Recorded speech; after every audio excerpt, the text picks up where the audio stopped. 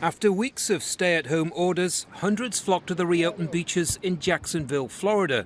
The mayor declared this controversial move as essential activity, even as the state hit more than 27,000 coronavirus cases.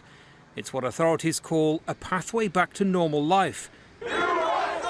But in other parts of the US, the scenes are very different. Across the country, a small but growing protest movement is calling for restrictions to be eased.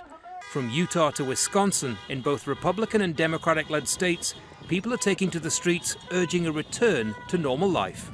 We are still a free country, at least for now, and people have to make a decision. And that's their personal decision if they don't want to be 6 feet apart or 7 feet apart. I can't dictate that to them. Despite declaring that individual governors are in charge, President Donald Trump seemed to encourage the protests in a series of tweets on Friday. All three states have Democratic governors.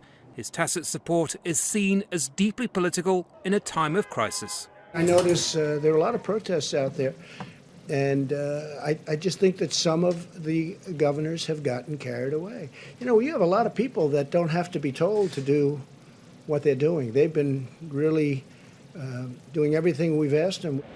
In New York, the epicenter of the pandemic, measures to ease restrictions are still far off. The state's governor says this is no time to play politics. How does this situation get worse? And get worse quickly? If you politicize all that emotion. We cannot go there. That's why I work so hard. When anyone raises any political agenda to me, I work so hard to distance myself from it. Some states are beginning to ease restrictions. Many are still battling the coronavirus and testing is in short supply. The desire to get back to some kind of normal is clear. The careful approach to doing so vital. Thank you all very much. In a nation divided, it was perhaps inevitable that politics would play a part, no matter what challenges lay ahead. Throughout this crisis, the mantra has been we're in it together, but any sense of unity now seems to be falling apart.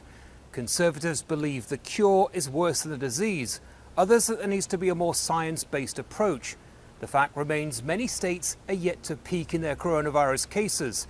The decisions governors make now will be crucial, but that hasn't stopped some trying to score political points. Andy Gallagher, Al Jazeera, Miami, Florida.